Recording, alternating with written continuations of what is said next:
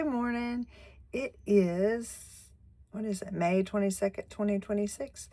I am in my new house. Just got here this morning. It's been a blessed day so far. I'm just going to tell you that. I read my book in my new home. I actually finished writing this book in this house. Well, I started this book and actually completed it at the beach. I put it into book form, and then when I got back from the beach at Pool Road, I made this book and put it, it's a rough draft, but I made it just so I could read to my grandchildren. But anyway, it turns out it's a book that's more for adults than it is for children, I think. But it is really cool. I'm going to start you out because I'll be publishing it within this year. I should have this published within the year. I really thought I would have it published by April. But things just didn't work out like that because, well, the universe had another plan. I was supposed to come back here to Evergreen, North Carolina. It turns out it's a very magical place that needs me as much as I need it. The Lumber River turns out to be a very magical river that purifies.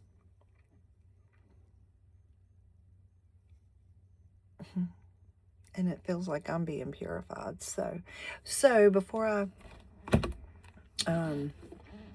get off on a tangent somewhere, because I do have to go to work today. Matter of fact, as soon as I got here, maybe 30 minutes after I got here, I ended up getting a call on my Uber for a job, which is to the Wilmington airport, which is great because I wanted to go to the beach anyway. Matter of fact, one of the last jobs, was John. I took him to pick up his Tesla. And we're talking about, I wanted to take the exit to go to Wilmington instead of keep going to Raleigh. And I was laughing, and I'm like, sooner or later, my jobs are going to lead me to that airport in Wilmington because I really want to be at the beach, and this is exactly where I really want to go. And, of course, today, when I come home to what most people would not think would be a home, but it is, I get a job to go to Wilmington. Confirmation, huh? And this is the card I pulled from, of course, I'm doing the animal apothecary. I said I was going to start pulling cards again, and this is where I really became acquainted with tarot and started learning about it. So anyway, Animal Apothecary by Cara Elizabeth, and I pulled Shake, Release, Heal, Move On. It's card number 27. Let's look it up. We might as well do this right today.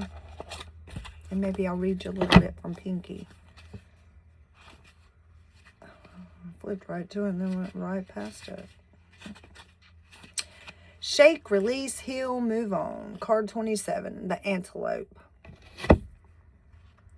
Antelope stands on the savannah enjoying a cool breeze. In the blink of an eye, Cheetah pounces and mounts Antelope's back, making him freeze with fear and become immobilized. Any spectator would assume Antelope is dead. Cheetah drags Antelope's limp body back to a shaded area to begin her feast, but is interrupted by a gang of hyenas. Cheetah, now focused on protecting her food, abandons Antelope to address the approaching hyenas. It is in this moment that Antelope's body will conduct the genius of its intelligence. Still unconscious, Antelope's stomach begins to rise and fall with deep breaths, its body shaking and quivering. Antelope opens his eyes, clumsily rises to his hooves, and bursts into the most powerful run of his life. Antelope's body saves his life. This card is inspired by Dr. Peter Levine's studies on animals in the wild and the ability of movement to release and dispel trauma and anxiety from the body. Often after the immobility phase of terror, the animal shakes and quivers before returning to full consciousness and running away. The shaking and running are a psychological response to discharge to discharge the trauma energy from the nervous system. The genius of the body's movement. I must apologize. This card is really speaking to me right now because this is exactly what I feel like I've gone through over the past week. The genius of the body's movement is that the animal then does not have to suffer the debilitating effects of post-traumatic stress disorder. The only creatures that do not instinctually exhibit this behavior of shaking to release trauma are humans and animals in captivity. Antelope's medicine is literally telling you to move. One powerful technique is to set an intention before and during your exercise routine. For example, before you go for a jog, you would say, this movement is for me to let go of this resistance inside and overcome my current obstacle. During your run, you would repeat this over and over again. If you are about to do a yoga session, you might continuously repeat, I am dedicating this yoga practice to releasing my trauma, stepping into my power, and falling deeply in love with myself and life. Connecting intention with movement yields powerful results, like me singing. I love to sing. And, it's not anything I've ever been paid for. I'm laughing saying that. But I do love to sing and dance, and it does release all of my tension. And so this just, of course, this makes so much sense. And how that antelope, he just shakes and releases the trauma so that post-traumatic stress syndrome, which I have been tormented with in the past and have learned how to release, this year's been a powerful releasing for me. And I guess it's time to heal and move on, which is what I'm doing. Like smack back. Oh, I bet that was really loud. Sorry. Back to Evergreen, North Carolina, which, for all of you who knows me, I love green. I love plants. And that's what I'm going to be doing. I'm going to be doing my Uber as long as I'm supposed to. And I'm going to be working on plants, gardens, trees, rocks, rivers, animals, bees, nature. Nature. Getting back to what really excites me. I've got to get this motorhome cleaned up really good.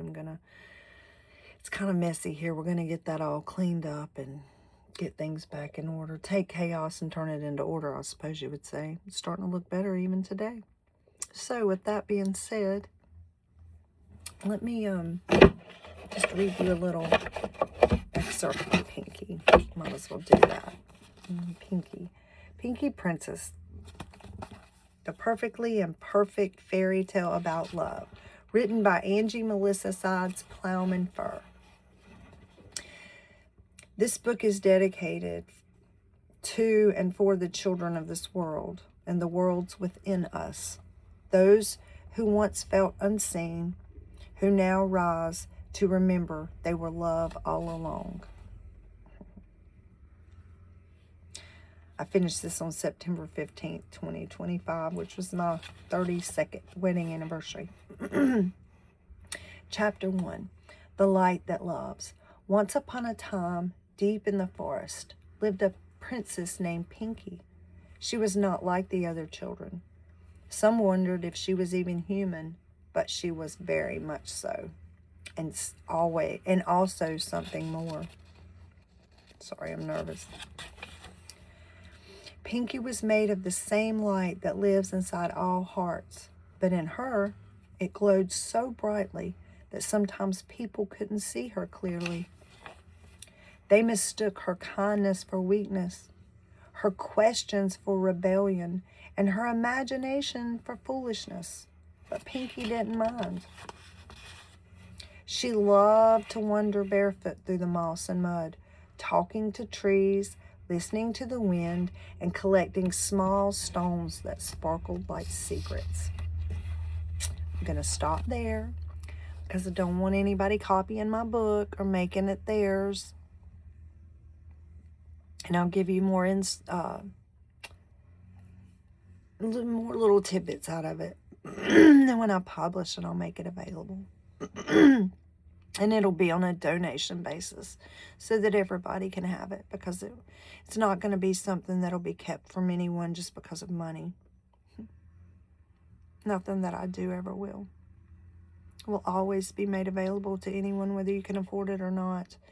And would ask that those that can to give more for those that can't. So in that, I'm going to get my happy self up, and I'm going to do what I can do today to spread some light, to make some money, because it makes the world go round, and to trust the creator of all, that I'm in his hand, or her hand,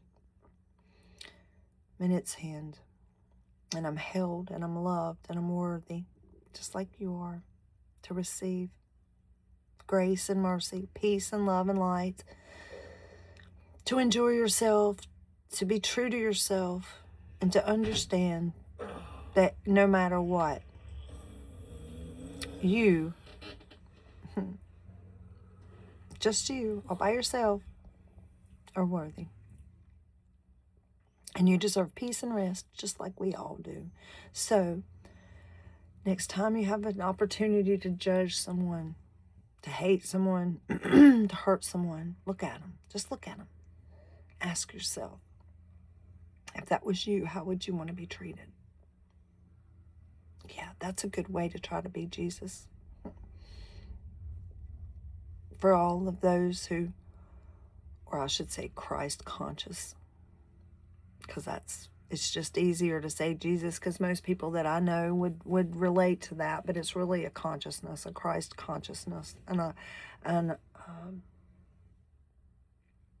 being awake to truth, that we are one, all roads lead home, and that the greatest amount of suffering that we endure is placed upon ourselves, by ourselves, because we're trying to be something we're not. So be you, do you, figure out who you are, and then give yourself love. And allow yourself to love and be loved. So today, thank you for listening to me. Enjoy your day, and I'm going to go enjoy mine. Peace, love, light, much love. And get ready. That's my loud air conditioning, but I have air conditioning this year. Last summer when I stayed in this thing, I didn't have any air. So I'm real thankful. Thank you, Jean. Woohoo. Oh, and happy late birthday to Jeremiah. It was your birthday yesterday. I did not forget. I told you happy birthday all day long. I just didn't make a video. So, peace out, kid. Happy birthday, Jeremiah. Love you bunches, kid. Bye.